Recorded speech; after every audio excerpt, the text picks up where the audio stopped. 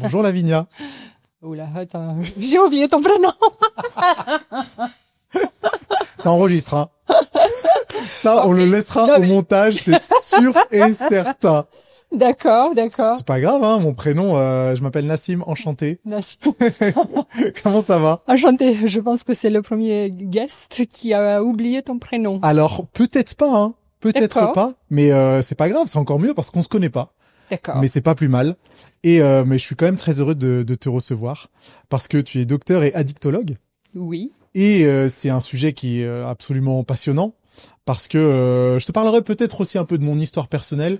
Je pense que ce sera bien aussi de discuter de tout ça parce que si tu connais pas mon prénom, c'est parce que tu sais même pas qui je suis, les chaînes YouTube que j'ai, et c'est encore mieux parce que quand je pourrais partager des trucs un petit peu perso, tu vois, il y aurait une appréhension un peu différente. Quoi qu'il en soit, merci d'être avec nous aujourd'hui, Lavinia. Merci beaucoup et j'ai hâte de connaître ton histoire. Et comme je te disais tout à l'heure, j'ai fait un peu exprès ne pas écouter des podcasts. Enfin, j'ai quand même posé la question à un ami bienveillant. Est-ce que tu connais cet influenceur qui m'a invité? Il me dit, oh, c'est le meilleur. Ah, ça fait plaisir. Que tu y ailles. Ça fait plaisir. Mais je pense, oui, c'est une bonne chose de pas être confronté au contenu. Oui. Pour pas être biaisé, parce que effectivement, parfois quand on regarde trop d'une personne, ça change notre appréhension de l'épisode et du podcast. Oui, donc, tout à fait. Et merci encore pour l'invitation. Je suis très honorée. J'ai hâte de commencer la discussion et de partager humblement un peu mes connaissances et oui, répondre aussi aux questions par la suite. Humblement, tu peux dire ton expertise, hein, parce que tu es quand même experte. Oui, enfin ça je peux le dire haut et fort. Donc j'ai quand même quelques dizaines d'années d'expérience derrière. J'ai hésité entre décennies, mais bon, je suis pas si vieille que ça quand même. Mais oui, donc j'ai une spécialité dans les addictions et j'ai une deuxième spécialité dans la médecine préventive et personnalisée qui n'est pas forcément liée à la première. Enfin, bien que je fasse aussi la prévention de risques pour les addictions, je parle cette autre spécialité. Il s'agit donc de la santé optimale. Comment on peut optimiser la santé. Donc j'ai deux consultations séparées, bien que les deux soient quand même un petit peu liés. Et troisième chapeau, j'ai aussi fondé une start-up. Qui est toujours dans le champ de la prévention et avec focus sur la prévention du stress chronique et burn-out. Bon bah t'es à plusieurs casquettes et t'es bien occupé, hein.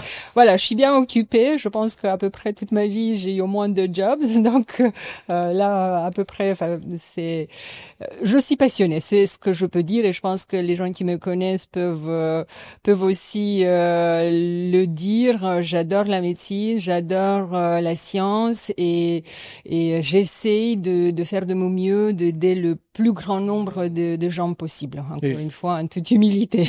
J'espère que ce podcast, justement, pourra permettre aux personnes de savoir connaître un petit peu mieux les mécanismes de l'addiction et autres, et d'une part vulgariser et aussi d'intéresser les personnes à ce sujet. Pour concrétiser un petit peu les propos d'aujourd'hui dans le podcast, l'addiction, comment ça peut exister au niveau du cerveau? Est-ce que c'est des messages chimiques? Est-ce que c'est des habitudes liées à notre comportement? Comment ça se passe en fait ce phénomène d'addiction? Parce qu'on utilise le terme, oui. On ne sait pas toujours exactement ce qu'il veut dire. Oui, tout à fait. Alors déjà, parlons de la définition de l'addiction d'une manière très simple. Donc, qu'est-ce que c'est une addiction? Donc, c'est un comportement qui comprend d'ailleurs soit une substance, soit un comportement. Donc, il y a des addictions aussi sans substance qui va devenir le centre de vie de la personne au détriment de sa santé, au détriment de ses relations personnelles et au détriment de sa vie au travail, au détriment des dangers de toutes sortes qui en résultent, que ça soit danger vis-à-vis de sa santé, danger de perdre un couple, les gens qu'on aime ou son travail, etc. Et tout ça, ça va pas se passer passer du jour au lendemain. Donc il doit y avoir une rencontre entre la personne, le produit ou le comportement et le contexte, l'environnement. Donc, il y a 3 composants qui sont vraiment essentiels, et c'est bien pour cela que on peut expérimenter des drogues, des produits, sans qu'on en devienne dépendant.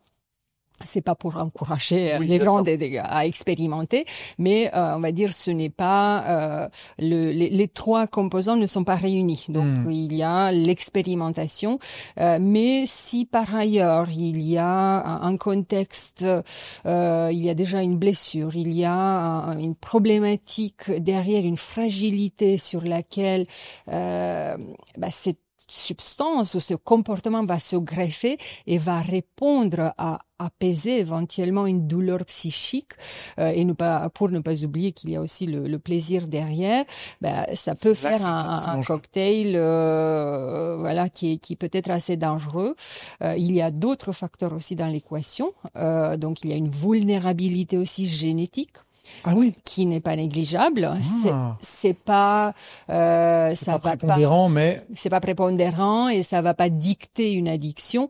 Mais si on sait que dans la famille, par exemple, il y a eu des problèmes d'addiction, il doit y avoir une vigilance quand même. On doit garder l'œil. Ouais, on doit garder l'œil. Et quand tu dis contexte, le contexte, ça peut être un événement, de l'entourage. Comment ça se traduit concrètement? Le contexte, oui, ça peut être l'entourage, ça peut être un contexte de vie. Par exemple, la période Covid, c'est un contexte qui parle pour beaucoup parce j'ai vu dans ma consultation par exemple j'ai entendu beaucoup d'histoires, des gens qui me disaient jusqu'à là je buvais socialement acceptable, mais dans la période Covid j'ai pas pu faire face à la nuit, au stress généré par cette période, j'ai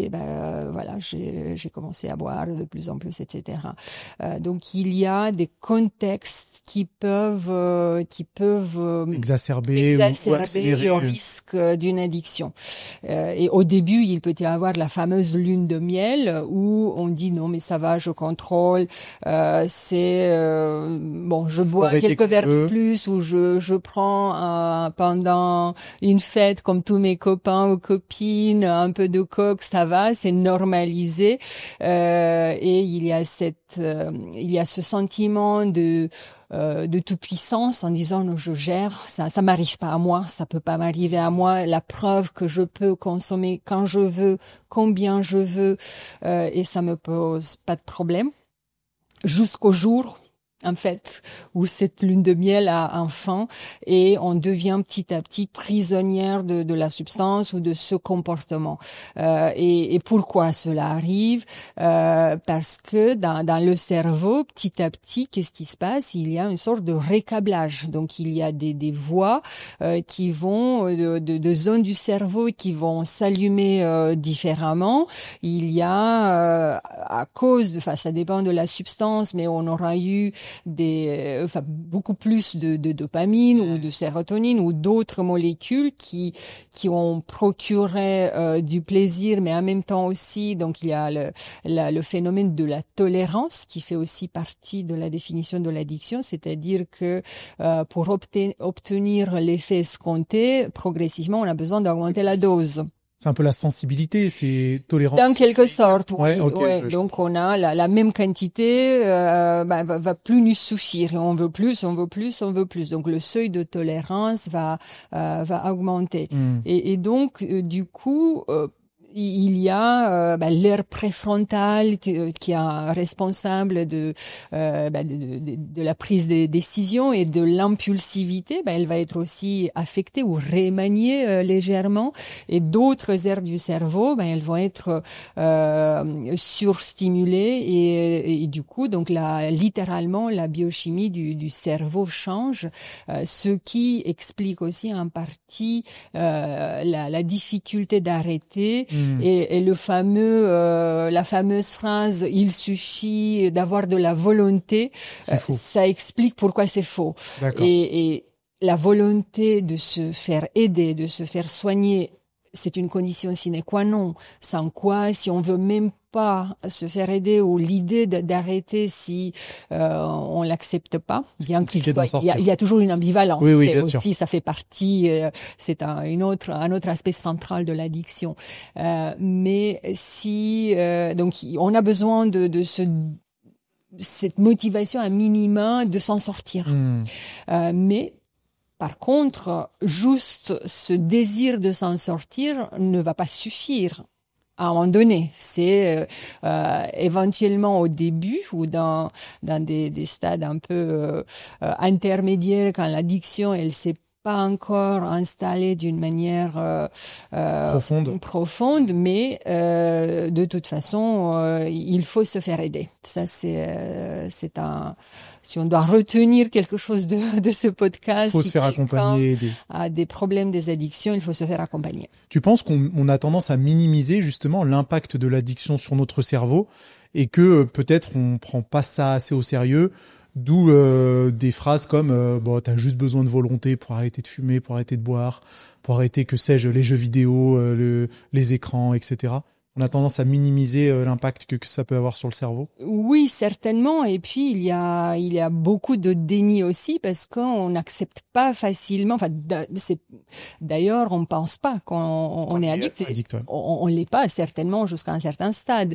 Mais déjà se rendre compte du problème, et souvent on se cache la face aussi volontairement. On veut pas trop savoir, mais en même temps, à l'intérieur, très profondément, on sait qu'on a un problème.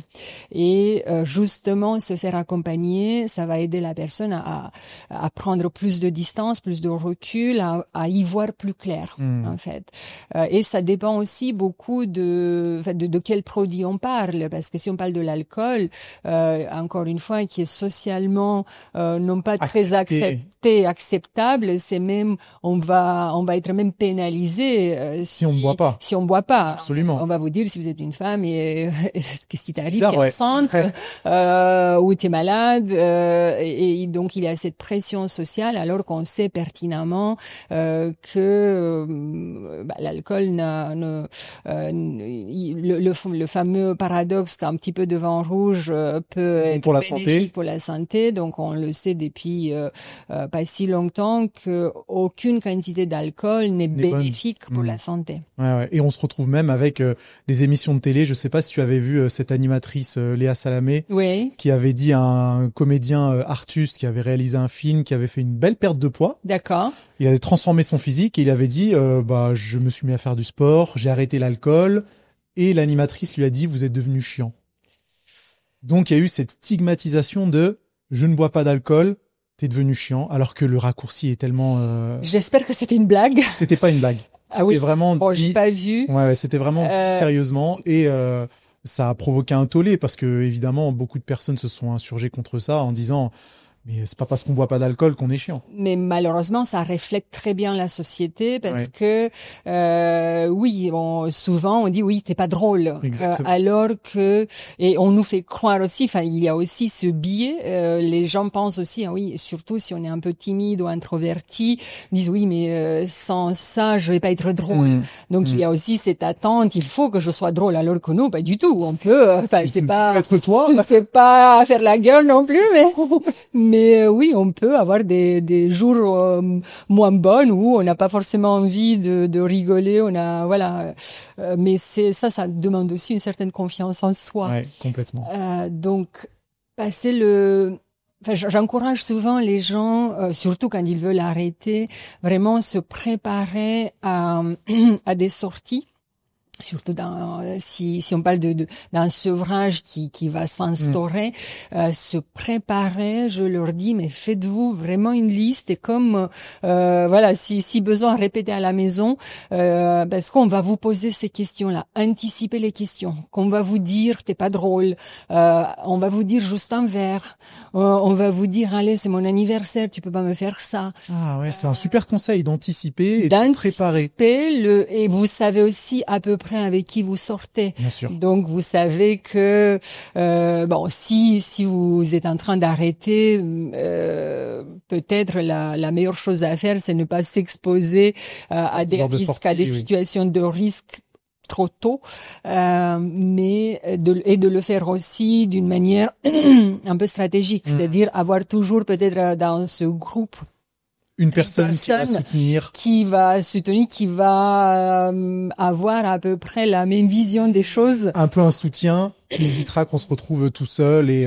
qui nous permettra d'éviter de céder à la pression sociale. Tout à fait. Mais il faut vraiment donc anticiper les questions et surtout se préparer avec les réponses et avec des astuces en fonction de qui on est, se dire si vous savez que quelqu'un va être fort probable va être assez lourd et insistant, rien ne vous empêche de vous mettre de l'eau dans un verre opaque et le faire croire que vous buvez bien de l'alcool.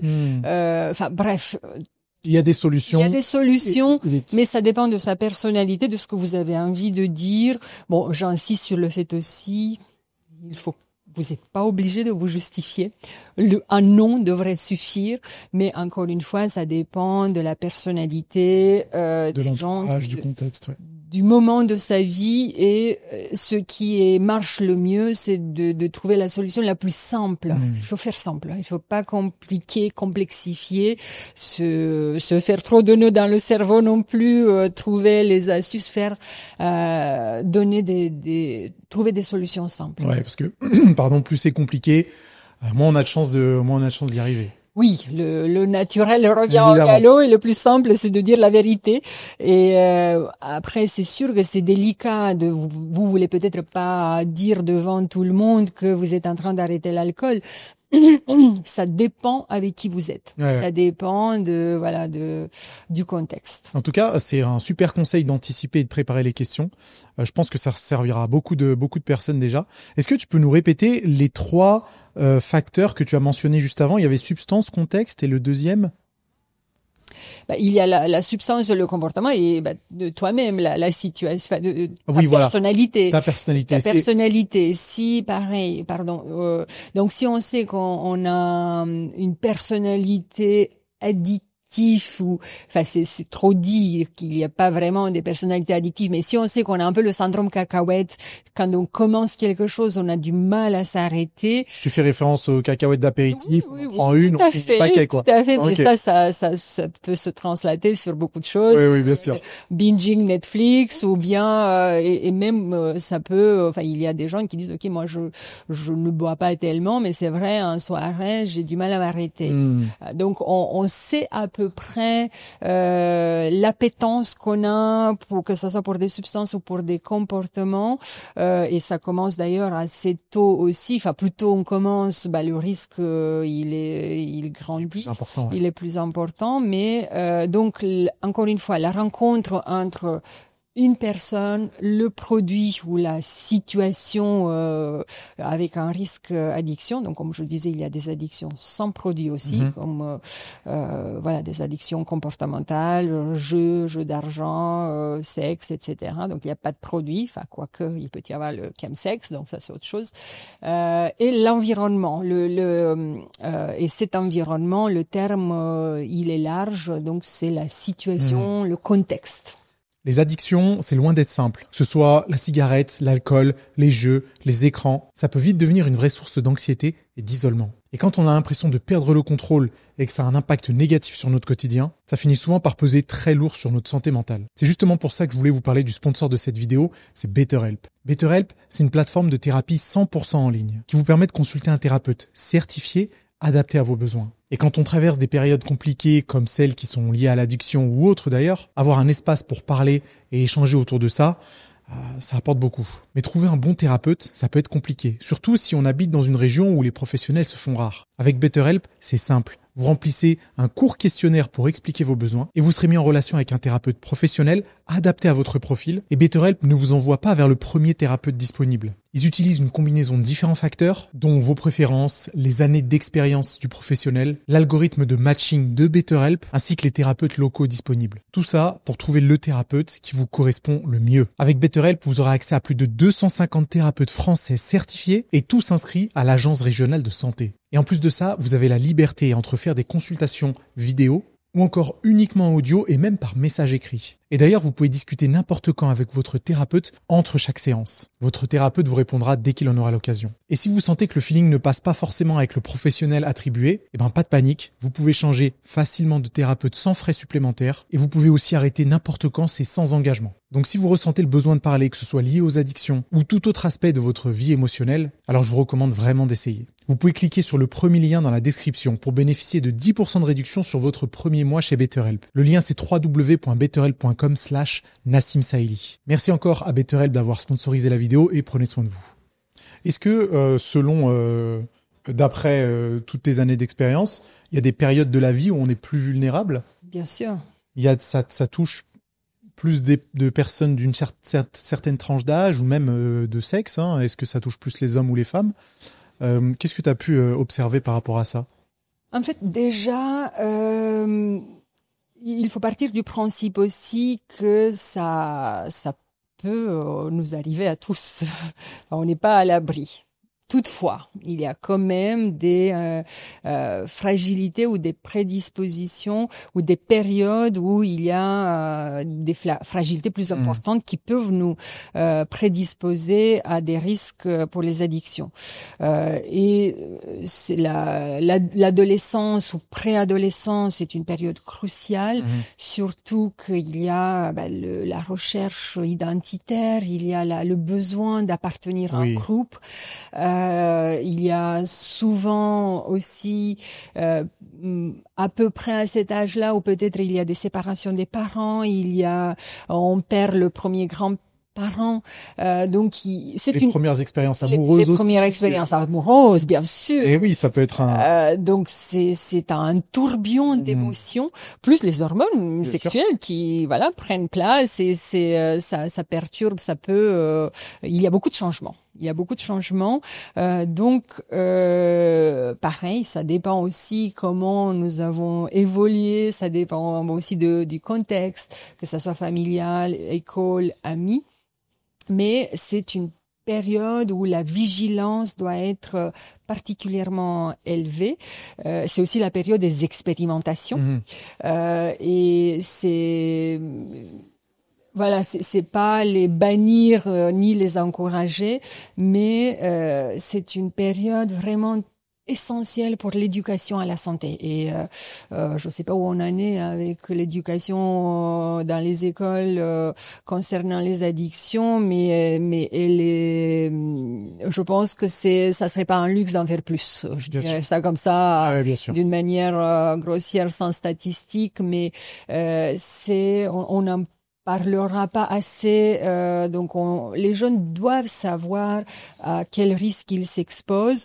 Encore une fois, on peut pas bannir l'expérimentation et ça peut être peut-être même bénéfique si c'est encadré ou si c'est fait d'une manière intelligente, si vraiment de manière responsable et que ça mais et puis bannir quelque chose, ça peut avoir l'effet inverse ça aussi, peut exactement c'est l'âge de la rébellion et plus on va interdire quelque chose, plus ça va donner envie.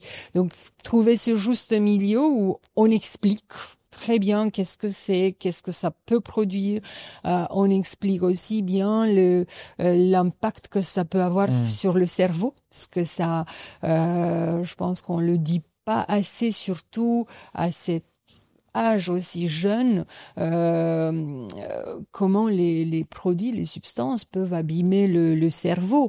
On est d'accord que ça peut avoir des effets définitifs sur le cerveau ou tout est réversible en général? Bon, c'est quand même réversible, mais ça dépend encore une fois du degré, de la sévérité.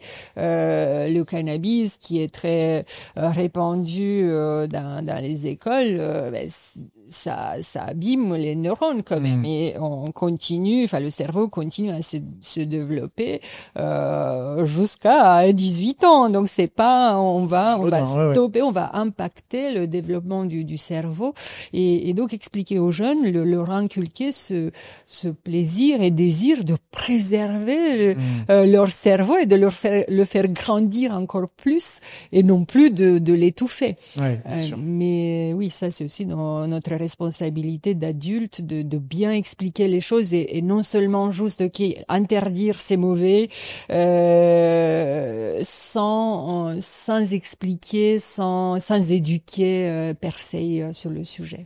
Est-ce que ça veut dire, j'imagine que non, qu'on est sorti d'affaire une fois qu'on a passé l'adolescence? Non, l'addiction concerne aussi. Voilà, je continue ta question.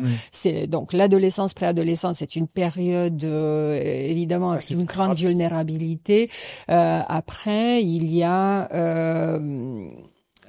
des périodes de vie, de grands événements, que ce soit une séparation douloureuse, que ça soit un deuil, que ça soit changement de carrière. Changement de carrière. Est-ce que d'ailleurs c'est toujours des événements négatifs qui peuvent provoquer l'addiction ou il peut arriver que des événements considérés comme positifs puissent déclencher ce genre de comportement? En fait, c'est une très bonne question parce que, en effet, des événements positifs aussi, et on revient encore à l'alcool, même si tous les chemins ne mènent pas à Rome, mais il y a des difficultés aussi à gérer les situations positives.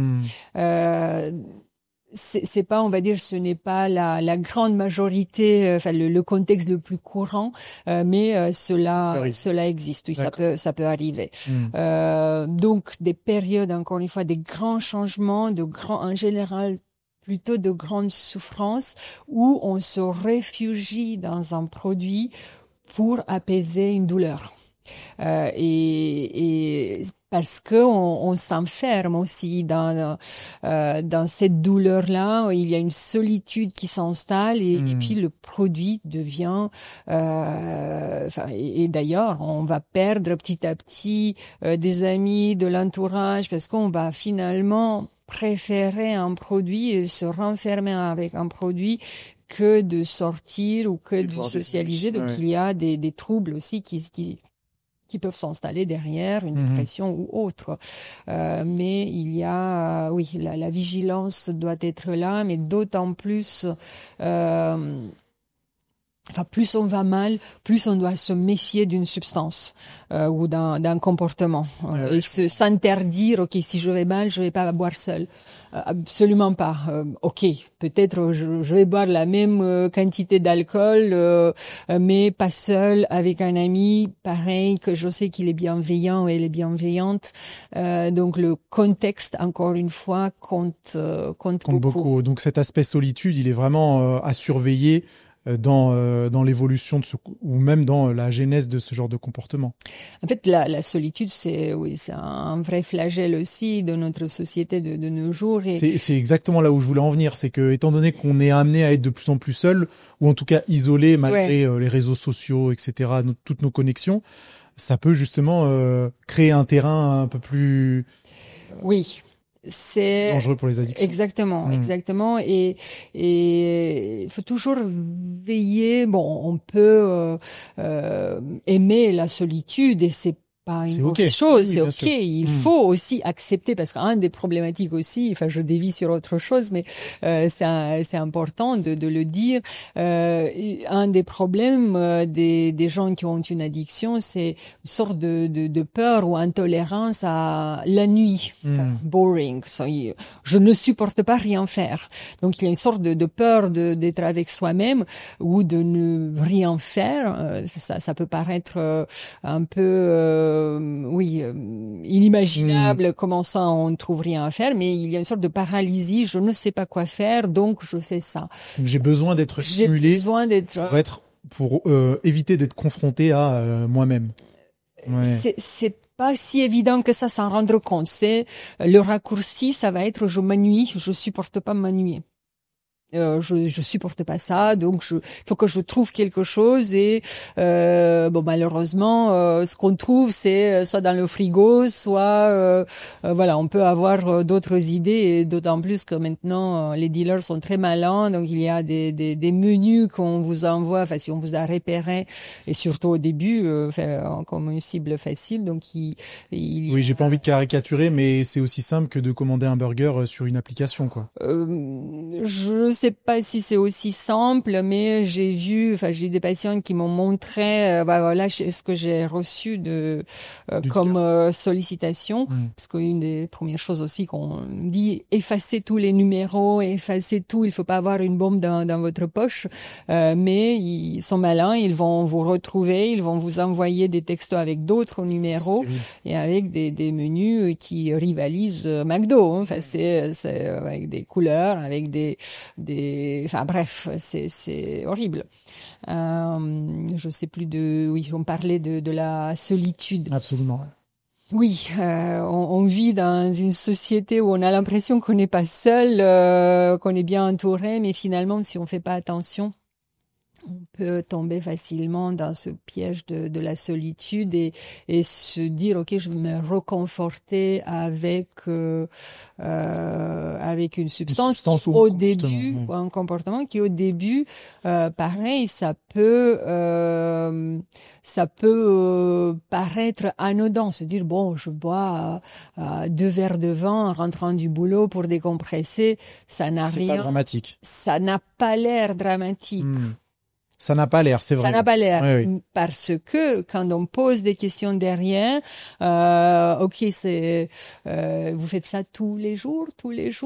Ah bah oui, c'est mon moment, c'est mon rituel, c'est mon moment. Bah là déjà, oui, en quantité, en effet, ce n'est pas beaucoup, mais déjà ritualiser de cette façon et se rendre compte, ok, c'est la seule soupape de décompression.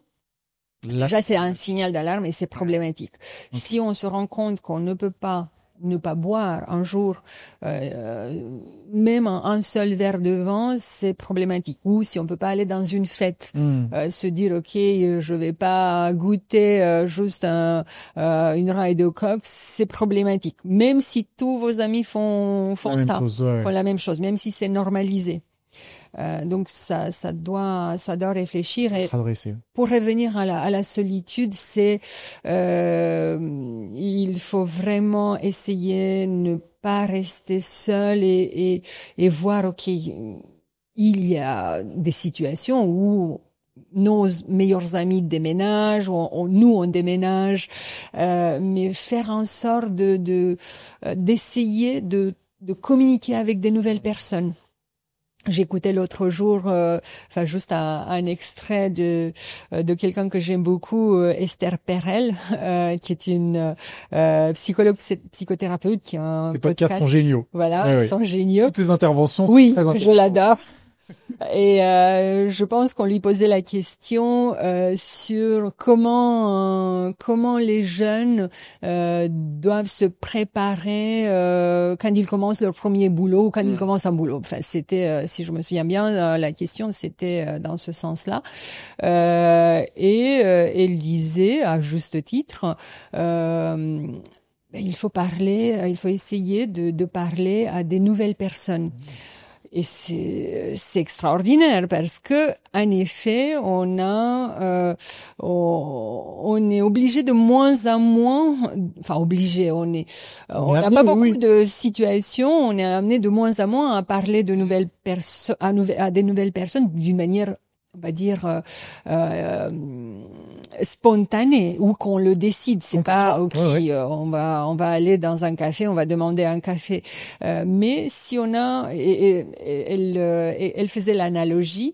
En fait, c'est un très bon entraînement social de faire cela, parce que rencontrer de nouvelles personnes, parler à de nouvelles personnes, donc ça va créer du lien social, même si c'est très éphémère, très sporadique, mais ça, émotionnellement, ça va être un entraînement. Bon, parce qu'il y a toujours d'une interaction, il y a toujours des émotions qui en découlent, et en fait, un travail, c'est quoi? Il y a des relations avec des personnes qu'on ne connaît pas, qu'on ne sait pas ce qu'ils veulent de nous ou on ne sait pas ce qu'on attend de nous. Et donc, discuter, ça permet d'identifier discuter, ça permet aussi de tisser un lien et de connaître l'autre tout en se connaissant aussi soi-même un petit peu plus. C'est intéressant parce que quand tu dis ça, ça me fait directement penser à l'évolution ou la modification de nos habitudes par rapport au travail. Le télétravail a explosé depuis le Covid et même nos possibilités d'interaction sociale, elles ont quand même chuté. Alors, j'ai 37 ans, mais il y a 15 ans en arrière, quand on voulait rencontrer une fille, par exemple, aller dans un bar, dans une boîte de nuit, enfin, j'en sais rien, on essayait d'amener le contact, la discussion, etc. Sur le milieu du travail, c'était la même chose aussi. Aujourd'hui, c'est bien moins automatique. Donc oui, l'aspect solitude a quand même gagné. C'est très compliqué. Et c'est pas la première fois parce que c'est un sujet que j'entends et je constate. C'est même pas qu'il soit nommé avec des mots. Je me sens seule. Souvent, je pose aussi quand même la question: est-ce qu'il y a une solitude qui vous pèse? Parce que on peut aussi, encore une fois, être seul et aimer d'être seul. Évidemment qu'on ait aussi d'autres amis, mais que ça nous pèse pas. On est bien avec. On est bien avec, bien que ça peut être aussi un piège, parce qu'on peut s'habituer, on peut se rendre compte, et c'est un peu comme avec le stress. Je dis bon, je suis pas stressée, mais en fait, on est tellement habitué que on s'en rend plus compte. Mais c'est quelque chose de très présent. Et on voit que finalement les gens, j'entends, mes meilleurs amis ne sont pas ici, ou bon, j'ai les gens au travail. Il y a beaucoup de solitude que je constate en fait, et c'est vrai que je n'ai pas beaucoup de solutions. C'est pas que le médecin doit donner toutes les solutions, mais j'aimerais qu'il y ait plus d'opportunités. Et c'est un problème sociétal, bien que je dise, ok, essayez de vous inscrire dans un club, oui, de sport, c'est parce que ça fait partie de mes prescriptions, mais au sport, au final, j'y vais aussi, j'échange à peine avec les gens. Bon, peut-être avec une ou deux personnes que je connais depuis très longtemps, mais ça reste assez limité. Donc finalement, faire des activités de groupe ou découvrir une nouvelle activité, en théorie c'est bien, mais dans la pratique, au final, il y a peu de gens qui le font. Parce qu'il y a un autre élément qui nous complique et complexifie beaucoup la vie, c'est le temps. Oui. Ils vont dire, oui, mais j'ai pas le temps. Oui. Quand est-ce que je peux faire ça? Parce que déjà, pour aller au sport, c'est toute une autre, c'est un grand défi. Un grand défi. Donc, s'il faut trouver le temps d'avoir une activité qui nous permet de sociabiliser, etc., ça complique encore l'équation. Ça complique, mais pour autant, il faut qu'on soit créatif. Ouais. Il faut qu'on trouve ce temps, et se dire aussi, peut-être si on voit, voir ses amis, même si on en a peu, mais se contenter de voir juste ses amis, c'est certainement une ressource très valeureuse, mais il faut aussi qu'on s'expose un peu dans le sens, ok, comment je peux rencontrer des nouvelles personnes, comment je peux,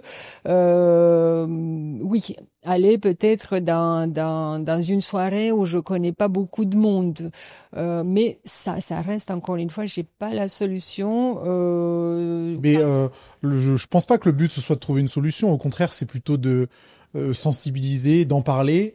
Et ce sera à nous de trouver notre propre solution. Non, mais c'est sûr, parce que je parle pas d'une solution sur un plateau. Je parle que ça soit quelque chose qui puisse être facilement reproductible. On pourrait faire ça, mais c'est aussi, encore une fois, c'est un problème sociétal. Et si on aurait aussi des activités de toutes sortes, comme on a les bars par exemple, ça serait merveilleux. Je marche dans la rue, je vois une opportunité, je serais curieuse d'essayer ça.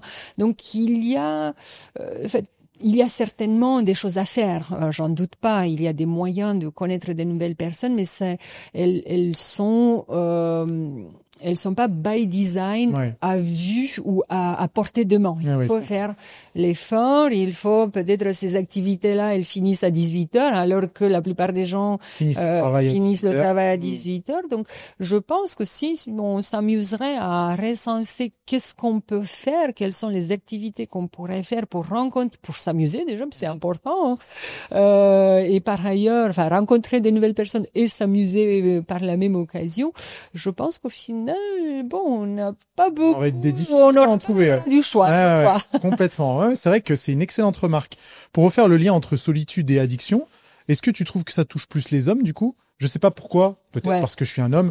J'ai l'impression que les hommes sont plus touchés par la solitude parce qu'ils ont un peu plus de mal à d'une part parler de leurs émotions, avoir plus d'amis, etc. Et que lorsqu'ils sont touchés par ça, ils ont tendance à plus se renfermer. C'est une idée reçue ou est-ce que sur le terrain, effectivement, c'est ce qu'on observe? Je pense que c'est une idée reçue. J'ai pas des stats pour vous dire, mais c'est des deux côtés, parce que en tant que femme aussi, je peux dire il y a les femmes, elles sont peut-être plus extroverties, mais il peut y avoir aussi plus de solitude et plus de difficultés chez les femmes, même si on en parle plus. C'est vraiment, encore une fois, je crois, du cas par cas, et peut-être la meilleure façon de combattre la solitude, c'est de déjà ne pas avoir honte il y a des périodes dans la vie où on se sépare, on perd des gens qu'on aime, on déménage, on change de contexte, où la vie, on évolue aussi différemment, donc c'est pas... Oui, c'est une période par laquelle on peut tous passer. On peut tous passer, mais être conscient de cela, qui sont les personnes ressources dans mon entourage, avec qui je m'amuse, avec qui je trouve du plaisir, et si je n'ai pas assez, soyons curieux en fait. Je pense que c'est une des, être curieux, c'est une des valeurs que j'encourage le plus à cultiver, parce que être curieux de l'autre, être curieux aussi de se découvrir ou se redécouvrir soi-même, c'est important. Et c'est important, et non pas peut-être se mettre la pression. Je suis seule, mon Dieu, il faut que je dois me faire une checklist. Voilà, comme par semaine. Non. Il faut que je vois trois personnes par mois pour avoir mon quota. Pour avoir mon quota. Non, c'est vraiment avoir cette légèreté d'esprit.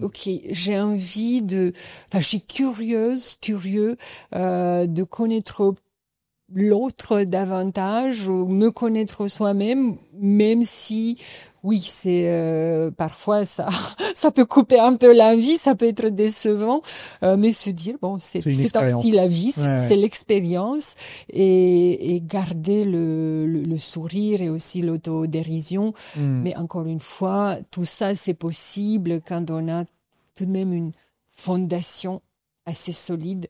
Si on va mal, ça peut paraître impossible, et il y a ce risque de même ne pas voir ses amis proches ou les repousser parce qu'on va pas bien. Je pense aussi que la curiosité, c'est vraiment un trait de caractère, ou en tout cas un comportement à encourager pour tout, même pour se sentir mieux avec notre propre personne, son estime de soi, sa confiance en soi, etc. Oui, certainement. Et se rappeler qu'on peut aller mal, mais c'est normal qu'on n'aille pas toujours bien ou super bien. Et ceux qui vous disent que je suis au top tout le temps, ça peut pas être vrai. Ça peut pas être vrai. Ça peut être, soit on n'est pas assez conscient de soi-même, soit il y a autre chose. Donc il est important de vouloir comprendre plus, et de se dire je suis dans une mauvaise passe, je peux avoir de l'aide, je peux trouver des solutions, des ressources, mais certainement pas se dire ok, je vais boire un verre ou je veux oublier. Parce que pour revenir aux addictions, une des questions qu'un addictologue éventuellement pourrait vous poser, c'est quoi l'effet recherché. Donc vous consommez ça ou vous avez ce comportement, c'est pourquoi faire? Qu'est-ce que vous recherchez à travers ce produit ou à travers ce comportement? Et il arrive que la réponse ne soit pas problématique, c'est-à-dire derrière ma consommation d'alcool, je veux fêter quelque chose, je veux... Non, j'étais en train d'essayer de penser à des comportements positifs liés à ça, mais ça n'existe pas. C'est pas tant que c'est positif, mais c'est assez souvent que ça soit banalisé ou se dire non, je m'ennuie. Ouais. Et ça déjà c'est quelque chose de négatif exactement, entre mais guillemets. c'est pas forcément perçu comme quelque chose de négatif parce qu'en soi la nuit c'est pas quelque chose de dangereux, ça n'a pas l'air du moins, je prends ça pour oublier. Ouais, ça paraît anodin. Ça paraît anodin, mais quand on y pense, et c'est pour ça qu'on a besoin de l'aide, c'est tout un travail, et vous pouvez pas jouer ping-pong tout seul. Ouais, ouais. Si un médecin lui-même aurait une addiction ou un quelconque trouble, on a besoin de quelqu'un pour comprendre.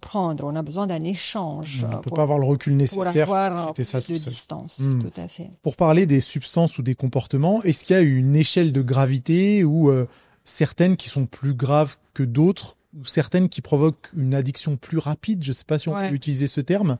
On a mentionné l'alcool évidemment, mais il y a les drogues, il y a la cigarette, ou il y a les comportements comme les jeux d'argent, sexe, pornographie, etc.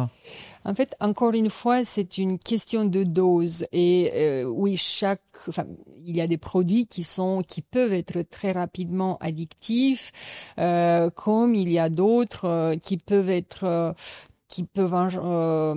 aussi en termes de risque, il peut y avoir un risque mortel, enfin des overdoses à court terme, d'autres qui ont des risques mortels aussi, mais pas tout de suite.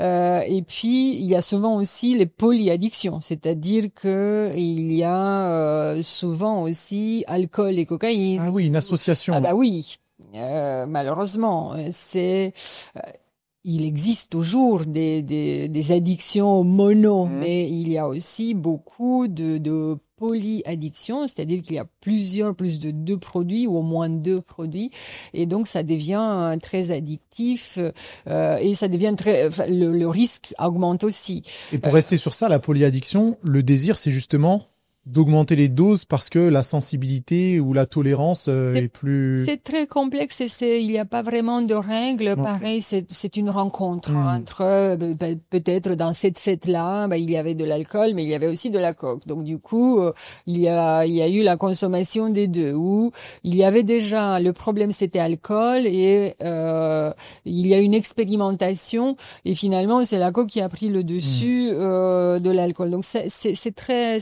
complexe. Il n'y a pas une réponse. Il n'y a pas une réponse. Après, il faut savoir que dernièrement, il y a une montée aussi des drogues de synthèse, de ce qu'on appelle des catinones, enfin avec des noms très bizarres, 3-MMC, 2-MMC, etc. Où il y a des risques. Il y a des risques d'overdose avec beaucoup de produits, mais ça peut arriver très vite. Il y a aussi le cannabis de synthèse qui est 10 à 20 fois plus fort que le cannabis naturel, et en plus quand on dit synthèse en général, il peut y avoir des molécules aussi, des mélanges de molécules, voilà, donc il y a une dangerosité. C'est carrément un cocktail accrue. Il peut y avoir des cocktails, donc on ne sait pas toujours ce qu'il y a à l'intérieur. Et quand tu dis de synthèse, ça veut dire que c'est synthétisé littéralement dans un labo. Exactement. Par, je sais pas, des chimistes qui sont probablement mal intentionnés. Mais... Donc il y a Et pour revenir à la dangerosité, je disais tout à l'heure, on peut se mettre à très haut risque et à très court terme rien qu'avec le tabac. Ouais. J'ai vu des cas, quelqu'un qui avait 5 stents et qui continuait à fumer 2 paquets, voire 3, si je me souviens bien, des cigarettes par jour. Avec d'autres facteurs de risque par ailleurs aussi, comme si ce n'était pas assez, obésité ou autre, et qui était venu me voir un peu dernier recours. Ouais. J'ai pas fait de miracle, mais c'était vraiment la personne avait des larmes aux yeux en disant je me sens vraiment mal et coupable parce que mes petits-enfants m'implorent d'arrêter et je les adore. C'était pas un geste suicidaire pour lui, c'était une addiction très très forte je reviens sur la dépression, j'étais pas si sûre que ça, qu'il y avait tout de même pas une dépression derrière, parce que malheureusement, je l'ai pas vu beaucoup de fois, parce qu'il a pas poursuivi, mais il peut y avoir des risques pour tout produit.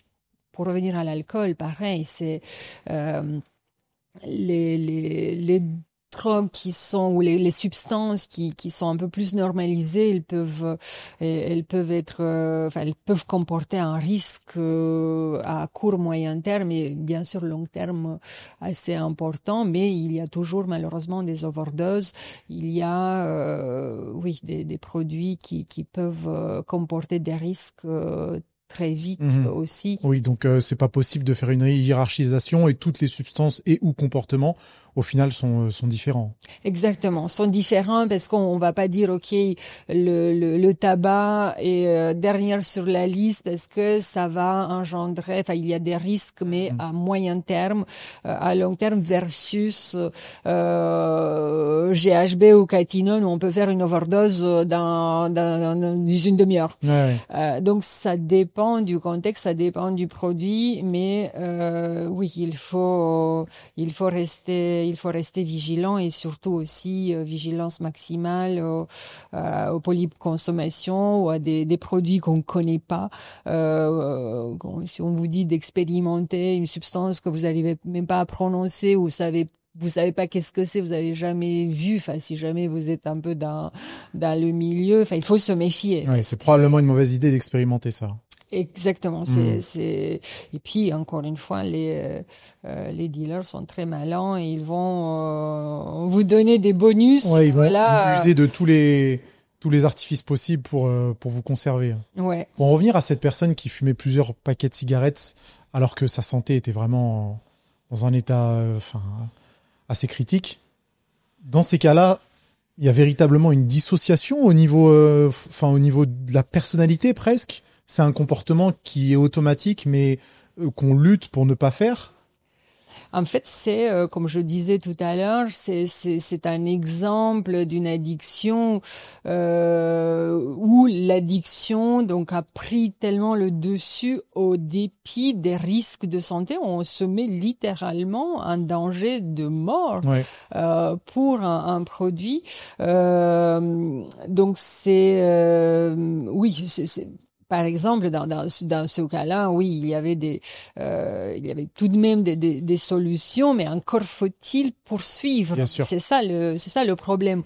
Et quand j'ai dit peut-être trop vite tout à l'heure qu'il se plaignait pas, il disait pas je ne suis pas déprimé, mais pour autant je lui dis monsieur je ne suis pas sûre. Bon, c'est le premier rendez-vous, je ne peux pas mettre c'est impossible de mettre un tel diagnostic, mais je lui dis ce n'est pas impossible il faut qu'on cherche derrière, et voilà, ce n'est pas impossible que ce n'est pas juste une addiction, même si c'est pas peu, mais il est fort probable qu'il y a d'autres choses derrière, mais il y a tellement de cas où on se met en danger, peut-être pas à ce point-là aussi souvent de mort littéralement, mais danger de perdre le couple, de perdre le travail. Et d'ailleurs, c'est parfois, ça peut marcher, avoir des douches froides si le conjoint ou la conjointe vous dit, ça y est, j'en ai marre, on va s'arrêter là. C'est moi ou le produit. C'est pas que ça marche tout le temps, mais ça peut, l'électrochoc. Peut faire prendre conscience du moins qu'il y a un gros problème.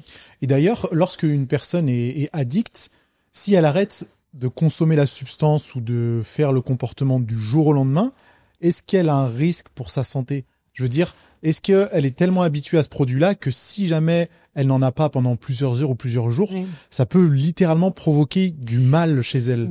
C'est même pas du mal, ça peut être littéralement dangereux médicalement. Ah oui. Donc c'est l'exemple de l'alcool, mais pas que. Donc on peut avoir des symptômes qui peuvent être vraiment délétères pour le cerveau, pour le corps, qui peuvent être dangereux. C'est pour ça qu'il faut être accompagné, parce qu'il y a bien souvent un protocole médicamenteux. Oui, ça s'improvise pas. Ça s'improvise pas. Après, si on veut arrêter le tabac tout seul, on risque pas grand-chose. Là, on parle d'un état. Mais on parle de certaines substances, ou si on veut arrêter l'addiction à l'écran ou à autre chose. Bon, il peut y avoir toujours un syndrome de sevrage. D'ailleurs, même quand on arrête le jeu ou des addictions, on va pas être en danger de mort, mais il peut y avoir des signes de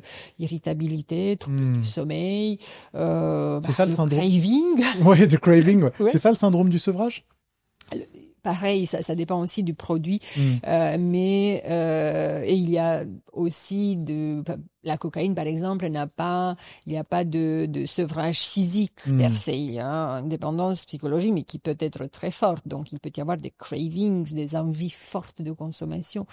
Mais pour l'alcool, il peut y avoir, donc déjà, il doit y avoir un protocole, donc très précis. Il doit y avoir un accompagnement médical. On n'arrête pas l'alcool tout seul de jour au lendemain. Brusquement, brutalement, non, ça se passe pas comme ça. Brutalement, même si on diminue, il faut qu'il y ait un accompagnement. Mais il y a typiquement, pour tout produit confondu, il peut y avoir de l'irritabilité, nervosité, trouble de l'humeur. Donc on peut être down, se sentir déprimé. On peut avoir donc encore une fois trouble du sommeil, fatigué évidemment, on est épuisé. Mais ça c'est encore une fois très général, un tableau très général. Pour l'alcool, il peut y avoir des transpirations nocturnes importantes. Vraiment des phénomènes la tension physiologiques peut élever, la fréquence cardiaque aussi peut s'accélérer. Pour les opiacés, il y a des crampes, il y a qui peuvent être qui peuvent provoquer un disconfort très fort, très important, très important. Donc il y a aussi des signes physiques, mais c'est aussi aussi ou surtout psychologique, le manque de ce produit, parce que dans le cerveau, il y a encore des récepteurs qui demandent le produit en question, la substance. Donc le temps de remanier encore tout ça, de recabler le cerveau, ça prend du temps, mais c'est possible. Et d'ailleurs, ça me fait penser au sport. Donc c'est une des, bouger. Peut-être pas le jour 1 d'un sevrage, et encore, on peut toujours marcher, bouger un peu, mais on peut faire des choses. On va pas, c'est fort désagréable, mais ce qu'on a y gagné, la liberté, parce que là, on est prisonnier d'un produit ou d'un comportement, mais par la suite, être libéré de ça, se libérer de ça peut être un grand soulagement. Est-ce que c'est comme ça que fonctionnent les cures de désintox? Les personnes sont accompagnées, peut-être par psychologues, etc., pour progressivement arrêter la consommation de la substance? Oui, en sachant que donc le sevrage, donc arrêter une substance ou un comportement peut se faire ce qu'on appelle en ambulatoire, chez soi avec un accompagnement. Donc c'est pas tout ou rien clinique, sinon rien. Mais pareil, ça dépend de plusieurs choses et ça peut se faire aussi dans un cadre hospitalier, que ce soit hôpital clinique spécialisé. D'accord. Et en général, il y a une équipe pluridisciplinaire des médecins.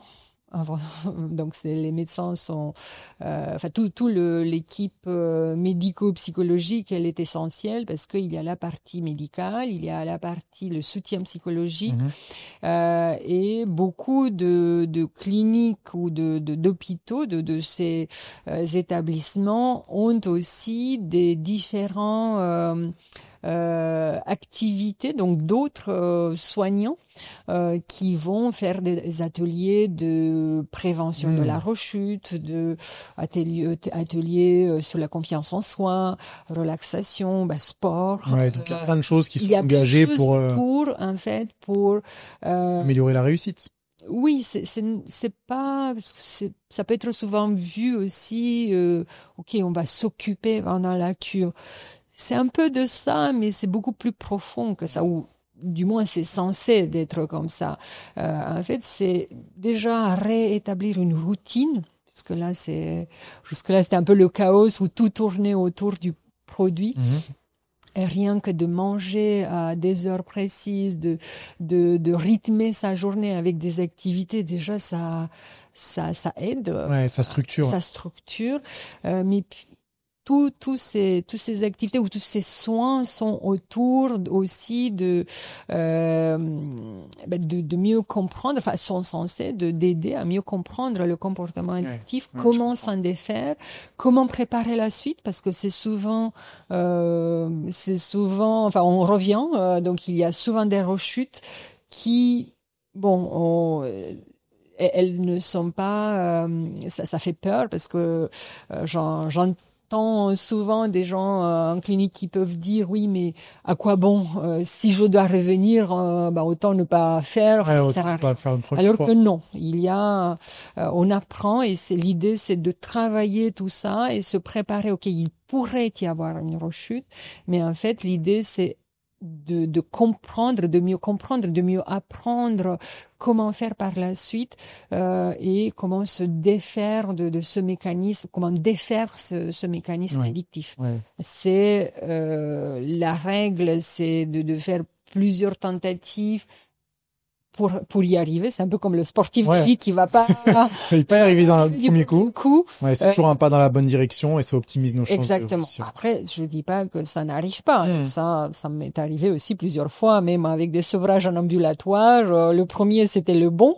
Et j'ai quelques bons exemples dans ce sens. Je peux pas dire, OK, 99,19%, c'est comme ça. J'explique toujours, OK, on peut faire de cette manière-là, un ambulatoire dans une clinique, si c'est possible. Parfois, c'est pas possible en ambulatoire, c'est juste clinique ou hôpital, rien d'autre. J'explique aussi, OK, il peut y avoir un arrêt, une diminution progressive jusqu'à l'arrêt, ou au contraire, ça peut être plus simple d'arrêter d'un coup que de diminuer progressivement. Bien sûr, c'est très clair comme ça. Bon, je pense qu'on a on a parlé un peu de plusieurs sujets. C'est très bien, toujours très intéressant. Mais du coup, est-ce qu'il est possible d'être addict à quelque chose de considéré comme bien? Par exemple, addict au sport ou addict au travail, des choses qui sont plutôt valorisées dans la société, de faire beaucoup de sport ou de travailler beaucoup. Mais est-ce que c'est possible d'être dépendant littéralement de ces choses-là? Tout à fait. Et j'explique très vite pourquoi. Si on revient à la définition de l'addiction, si cette chose-là, bien qu'elle soit bonne, si elle occupe vraiment le centre de votre vie et que tout tourne autour de cette activité et que vous êtes prêt à donner la vie littéralement pour ce produit ou à briser votre couple ou à renoncer à une carrière ou à se mettre en danger à tous les niveaux, oui, c'est problématique.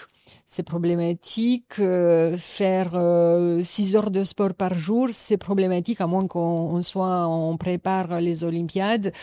Autrement, c'est problématique parce que si on fait les maths, il reste pas grand-chose pour soi, le reste, pour oui, le le reste. reste de sa vie. Ouais. Et ça doit toujours questionner pourquoi quelque chose occupe autant de place dans votre vie et que tout tourne autour de cette chose-là. Et l'exemple aussi du travail, il est très bon parce que il y a aussi le piège. Oui, on est en travaillant beaucoup, en travaillant bien, enfin de trop, oui, ou plus qu'on est censé de travailler. Donc ça peut être, enfin ça peut être encourageant de dire ok, ben je vais être Je mets toutes les chances de côté, j'en fais beaucoup, mais au final, ça peut être et au final, on tombe dans cette piège où, oui, c'est problématique parce que on oublie le sens de ce qu'on fait. C'est quoi le sens de faire tout ça? Bon, ça peut arriver dans le monde de start-up et je fais mea culpa aussi. Mes équipes, je pense qu'ils vont sourire un peu en m'écoutant. Mais il y a du sens. Mais il y a du sens et de toute façon, c'est pas soutenable à long terme parce que finalement, on va finir par s'user. On n'est pas des super-héros, de super-women, super-men. On a un mécanisme qui va me dire, OK, bon, là, il faut t'arrêter. Enfin, c'est pas un seul, il y en a plusieurs, mais on ne peut pas être à 1000% pendant très longtemps. Aussi jeune qu'on soit, aussi courageux qu'on soit, c'est pas une question de force, c'est une question de physiologie. On ne peut pas. C'est juste pas possible. C'est juste pas possible. Est-ce que, alors, je vais poser une question qui est peut-être un peu extrême, mais oui. Est-ce que le burn-out est l'équivalent pour le travail de l'overdose pour la drogue? Bonne question. Dans quelque sorte, si on parle de la quantité et aussi de la continuité, donc trop de choses, trop de travail, trop longtemps ou trop de pression pendant trop longtemps. Il faut savoir que le burn-out, c'est quoi? Il y a plusieurs définitions ou plusieurs perceptions. Il est utilisé ce mot un peu à tort et à travers. Oui, c'est vrai. Est-ce que je peux essayer de le définir et tu me dis si je suis à côté de la plaque oui, ou pas? vas-y. Pour moi, le burn-out, c'est un état de fatigue extrême, psychologique comme physique, qui nous amène à ne plus être capable d'effectuer la tâche qu'on devait effectuer jusqu'à maintenant. Bah, c'est très bien. C'est pas mal? C'est pas mal, bravo. Là, l'OMS a donné la dernière définition du burn-out. Donc c'est vraiment défini. C'est vraiment défini. Ça date de 2019 et l'OMS le définit comme un état de je me rappelle pas exactement la phrase, mais ça va me revenir parce que c'était intéressant de voir exactement la formulation. Mais en tout cas, il y a 3 axes. Donc, il y a une fatigue extrême jusqu'à l'épuisement qui va persister malgré le fait qu'on se repose, qu'on prenne des vacances. Il y a un état de cynisme, de négativisme. Ça peut s'apparenter à une déréalisation, c'est-à-dire qu'on croit plus en rien, on voit tout en noir, on n'a plus d'espoir. Donc il y a une perte d'espoir et troisième axe, on ne peut plus fonctionner. Ouais. Donc ce que tu viens de dire, donc on ne peut ni travailler ni réfléchir. Bon, à la limite on peut être un peu un pilote automatique pendant un certain temps, mais on a du mal à fonctionner que ça soit au travail que dans la vie perso. C'est-à-dire qu'on va plus aller au sport parce qu'on est trop fatigué, on va petit à petit ne plus voir des amis parce que tout simplement déjà on est fatigué, on n'a plus la patience, on les trouve chiants, enfin c'est rien ne va plus en fait. Et donc cette situation aussi une explication physiologique, c'est-à-dire que le burn-out, enfin une autre explication un peu plus médicalisée, mais pour autant vraie, c'est le stade le plus avancé d'un stress chronique. Ah oui. D'accord.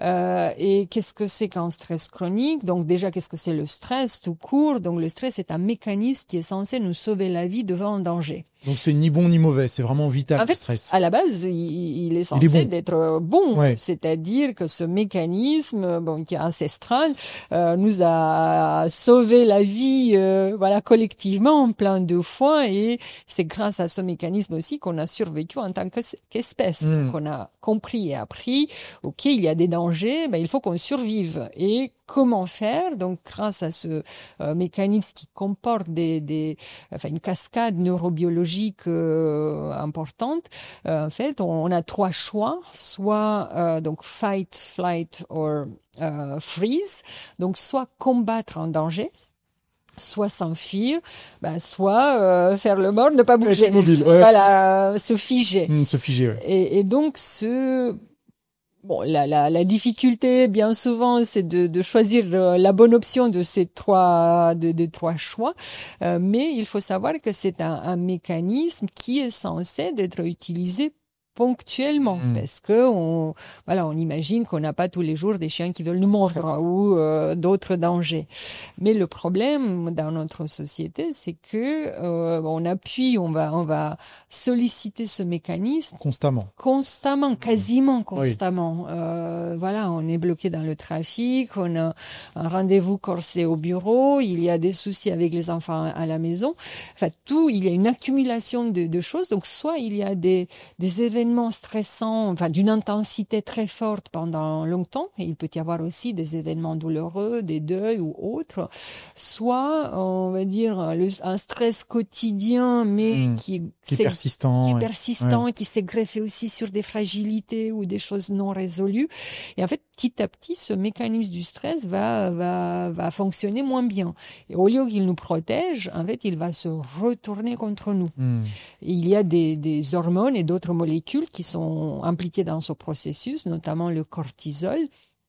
Et donc, au lieu que ça nous protège, ce trop de cortisol va venir littéralement ronger là où il peut dans notre corps et dans notre cerveau. Et là, je profite pour dire une phrase que je la dis souvent. Trop de cortisol dans notre cerveau va rétrécir notre cerveau. Autrement dit, d'une manière un peu plus jolie et scientifique, donc ça va faire des modifications structurelles dans le cerveau. Donc c'est pas, encore une fois, ce n'est pas une métaphore, on me le demande souvent. Donc il y a aussi on réfléchit moins bien aussi parce que on a moins de capacité de réflexion. C'est pas, il y a des cercles vicieux, c'est parce qu'aussi on est fatigué, etc. Mais les capacités sont diminuées. Et par curiosité, c'est parce que le cortisol a besoin d'énergie et il va se servir un peu partout. C'est un peu plus compliqué, complexe que cela. On a des récepteurs pour ce cortisol dans toutes les cellules du corps. Donc, en fait, ce banc de cortisol, donc le trop de cortisol dans le cerveau, va faire en sorte que il y a une restructuration, un remaniement, comme on parlait aussi des addictions tout à l'heure, de différentes aires du cerveau, et donc on a moins la cognition, elle va diminuer, la capacité de prendre des décisions, et d'autre part on va être plus anxieux, plus peureux, la résistance au stress va diminuer. Et après ces cercles vicieux, j'imagine qu'une fois qu'on est embarqué, c'est compliqué. Et c'est ça un des problèmes. Et d'ailleurs il y a aussi des risques derrière, non seulement pour l'hypertension et pour des problèmes physiques de santé, mais il y aura un risque augmenté pour la dépression, pour les addictions, et c'est un risque de santé énorme qui passe encore entre les mailles. Et ça veut dire que le burn-out, c'est vraiment la fin de ça. C'est stress chronique pendant trop longtemps, burn-out. Exactement. Donc c'est l'état le plus sévère de ce stress chronique. Exactement. Et c'est dommage que on en parle de plus en plus, ça c'est bien, mais Est-ce qu'on en parle de la bonne façon? Est-ce qu'on n'a pas tendance à dire, après une petite période plus chargée que d'habitude au travail, on dit bon bah je suis en burn-out, alors que c'est pas le cas. En fait, on parle dans les deux sens, peut-être pas de la bonne manière, mais pas Pas de la mauvaise non plus.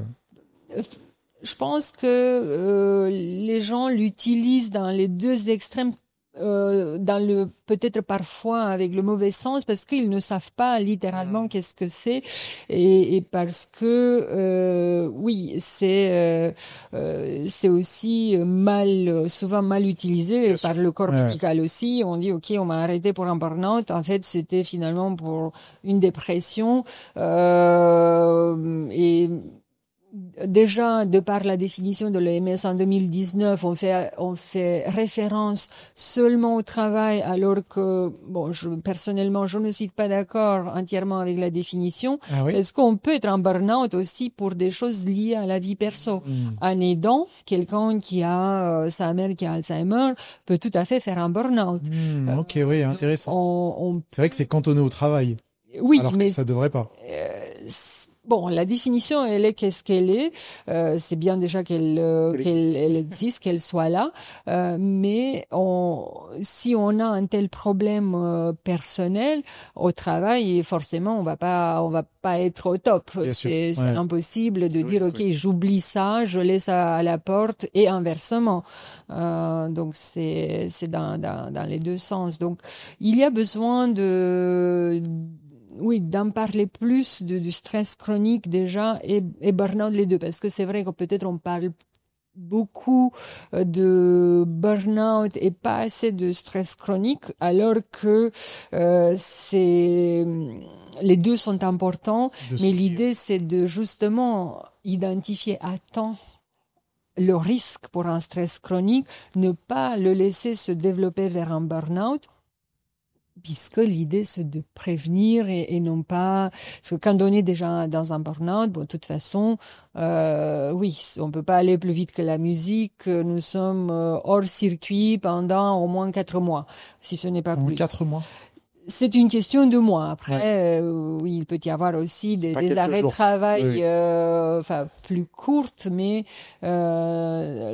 pour résoudre le problème, ça prend du temps. Problème-là, ça prend du temps. Pour refaire le lien avec l'addiction, est-ce que du coup la solution, bon, j'aime bien parler en solution magique, tu vas me dire que ça n'existe pas. Est-ce que la solution c'est de ne pas être stressé du coup, ou en tout cas de surveiller son stress pour ne pas créer les conditions qui vont nous rendre plus vulnérables aux addictions? Bon, déjà, le stress, ce n'est pas la seule vulnérabilité pour les addictions, mais il est vrai que il peut y avoir beaucoup d'événements stressantes ou encore plus loin traumatiques. Donc beaucoup d'événements peuvent être génératrices de stress qui par la suite donc ça augmente la vulnérabilité pour les addictions. Donc tu m'as demandé donc s'il y a une solution magique pour le stress. J'allais dire est-ce que la solution magique contre l'addiction ce serait de résoudre ces problèmes de stress? Ça serait pas une solution magique, mais je pense que ça, c'est logique. Ce qui est logique, c'est que ça diminuerait le risque. Ça enlèverait pas. On peut pas dire ok, vous n'êtes pas stressé ou votre mécanisme du stress il est bien. Vous avez 0 risque d'addiction. Ça serait faux. Gros raccourci. Mais il y aura un risque de moins et il y aura moins de vulnérabilité. Donc il y a en général pas de solution magique pour quand on parle de la santé. Il y a plusieurs choses, mais diminuer le risque d'un stress chronique, c'est diminuer. Il faut faire simple et se dire ok, on va diminuer le risque de toutes les maladies chroniques et pour ne pas citer que quelques-uns quelques-unes dont les addictions. Donc ça sera toujours pertinent et toujours intéressant de s'intéresser au stress, de savoir comment ça fonctionne et potentiellement de essayer de le réguler pour pas que ça devienne un stress chronique. Oui, et en fait, c'est pas l'idée de ne pas être stressé parce qu'on a besoin de la stimulation, parce que le stress, c'est pas que du stress négatif. Il y a aussi, déjà, on peut avoir du stress négatif déplaisant ponctuellement et Bien s'en pour sortir. autant, Ouais. on se porte bien, on récupère bien. Mais c'est aussi ce qui nous aide à nous concentrer, c'est aussi Exactement. ce qui nous aide à être Que, réactifs. ne pas avoir suffisamment de stress, de stimulation, c'est mauvais aussi. Ça stresse aussi d'une certaine façon. Ouais. Donc, on a besoin de cette stimulation saine parce qu'on a besoin, le cerveau, il est avide des nouvelles choses. Donc, il faut cultiver la nouveauté. Qui va engendrer aussi du plaisir. On en revient aussi un peu à la curiosité. Exactement. Par contre, ce qui est mauvais, c'est un stress qui chronique, qui va se chroniciser et qui va dépasser nos capacités de récupération, un peu comme au sport, hein, si on fait une analogie. Complètement. C'est comme on voulait courir des marathons tous les jours, c'est pas possible.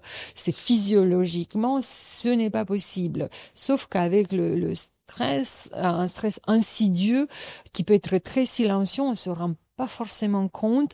Il y a un état de pas bien qui est là et qui va se creuser plus ou moins lentement jusqu'au jour où on se rend compte que bon, ça va pas du tout et que bon. Ce n'est jamais trop tard s'en occuper, mais l'idée c'est se faire accompagner aussi pour cette problématique. Et je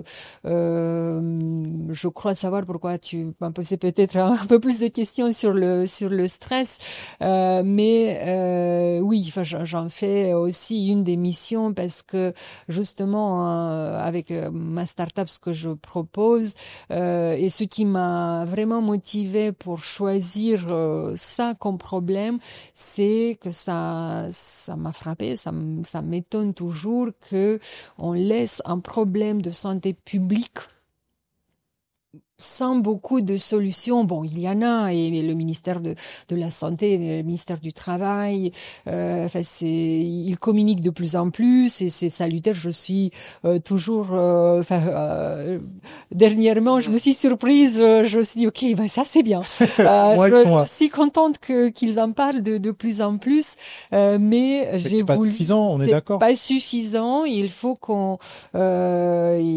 ça devienne un problème une solution. Donc, il faut qu'il y ait des solutions de santé publique. Et ce que j'essaie aussi de faire à mon niveau avec la start-up, ce qui m'a poussé à le faire, parce que en voyant le problème, je ne pouvais pas ne pas réagir, bien sûr. Une solution un peu différente que ce qu'on voit habituellement. Autre chose que éviter le stress, où je vous donne un arrêt de travail, revenez me voir dans un mois ou dans 3 mois, sans mesurer l'ampleur des dégâts. Ok, donc on va mesurer le cortisol et d'autres hormones du stress, savoir aussi, ok, pour vous, avec, disons, ok, vous feriez un burn-out, je sais, vous avez fait du sport, vous avez ça comme habitude de vie, c'est ça votre histoire. Hein. Vous m'avez pas dit votre histoire, oui. Vous devez ça.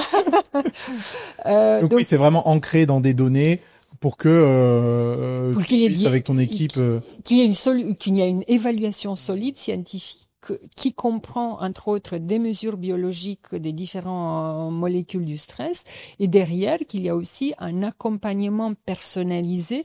Au lieu de vous dire c'est bien de méditer 3 fois par semaine et d'aller au sport 3 fois par semaine, et pareil, revenez me voir dans 3 mois. C'est léger. Ça pourrait marcher en théorie, mais on sait tous que la partie la plus difficile, c'est de faire ce qu'on est censé de faire, même quand on sait très bien que c'est bien pour notre santé. Tu sais, je reprends un parallèle avec le sport et même la nutrition. Oui. C'est comme de dire à quelqu'un qui voudrait perdre du poids, t'as qu'à manger moins. Bon, bah oui, ça passe par là, mais en réalité, c'est c'est quand même un petit peu plus compliqué et si c'est le seul conseil qu'on donne, on s'expose à des échecs. Exactement. Et j'ai eu souvent des discussions avec des confrères, que ce soit cardiologues ou d'autres spécialités, et je leur disais, c'est parce que, bon, petite parenthèse, quand on fait de la médecine préventive, comme je fais, c'est pas, bon, là, il y a un peu la longévité, on en parle de plus en plus, mais jusqu'à il y a pas longtemps, oui, je pense, bon, heureusement j'ai assez confiance en moi, mais j'étais un pas vu peu d'un très bon œil. Non, parce que c'était vu, ok, tu fais de la médecine douce, bon, c'est, tu fais des choses, dit plus ou moins entre les lignes, pas très compliqué ou pas très scientifique, alors que c'est fondamentalement scientifique. Fondamentalement scientifique et c'est fondamentalement complexe. Parce que la chose la plus difficile, c'est de changer un comportement. La chose la plus facile, éventuellement, c'est d'avaler une pilule. Ouais, Se dire, ok, j'ai ça à faire. Mais, et c'est pas, ça demande du travail et oui, ça demande du travail et oui, la plupart des médecins n'ont ni le temps de faire ce travail, ni les compétences et c'est facile de dire oui, il faut manger des légumes et faire du sport, éviter le stress. Ouais, ça va plus loin. En théorie, c'est ça qu'il faut faire. Mais déjà, il faut beaucoup de nuances parce que oui, peut-être ça va pas à tout le monde. Si on est en burn-out et qu'on vous dit ok, faites du sport et que vous voulez bien faire, on dit ok, je vais suivre à la lettre et même faire plus, me dépenser et qu'on est dans un stade avancé du stress chronique avec un risque de burn-out. Ça peut avoir l'effet inverse. Exactement. Et ça aggraver va encore aggraver la choses. situation. Ouais. Donc, il y a besoin de beaucoup d'accompagnement. C'est pour ça que la prévention, elle n'est pas très sexy, elle n'est pas très, voilà, c'est pas pour le moment. Mais j'espère que ça va changer. Et bon, j'essaye, en tout cas, de le faire. Moi, je fais mon petit chemin et bon, avec mon équipe aussi. Donc, j'ai bon espoir là-dessus et je vois que ça change. Mais il y a besoin de faire des choses pour sa santé d'une manière proactive, que ça soit pour la santé optimale, que ça soit pour la prévention des addictions et ne pas attendre que un problème soit là au problème, ouais. et que ok, on va réparer la voiture une fois qu'on a eu l'accident. Une fois qu'elle est cassée. Et comment on peut y avoir accès à ce suivi? C'est accessible à tous, c'est avec la start-up. Ouais. En fait, ce sont des programmes pour les entreprises qui veulent investir dans leurs équipes. Ah, génial. Et pour le bien-être des employés, etc. Exactement. En fait, j'ai fait ce choix aussi. Ça peut paraître aux premières vues, oui, c'est un peu bizarre, un médecin qui veut faire ça.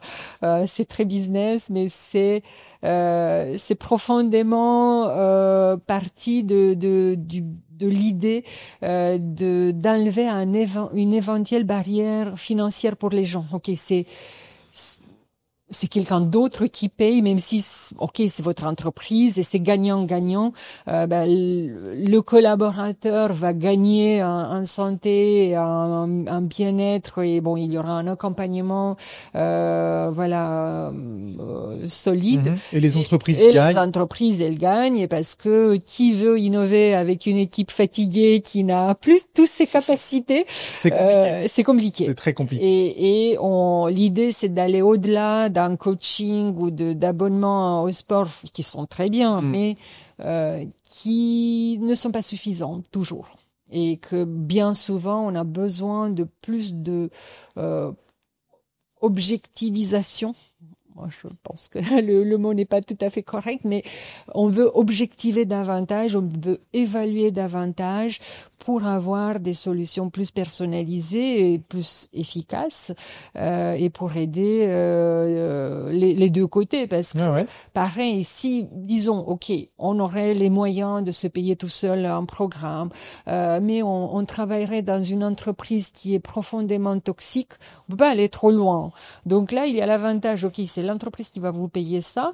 Et l'idée, c'est d'aider aussi l'entreprise d'implémenter, de faire des changements dans sa culture organisationnelle afin d'améliorer la santé au travail. Ouais, comme tu dis, c'est gagnant-gagnant. Moi, au contraire, je trouve ça très pertinent et je pense vraiment que nos habitudes changent aussi, vont être aussi conditionnées par le contexte dans lequel on est. Donc les entreprises, le cercle familial, les amis, etc. Quand tout ça sera pris en compte, forcément, ça crée un environnement qui est plus apte à la progression. Et bien évidemment, l'entreprise n'a pas d'accès à des données individuelles. Donc c'est pas donc je suis avant tout médecin et tout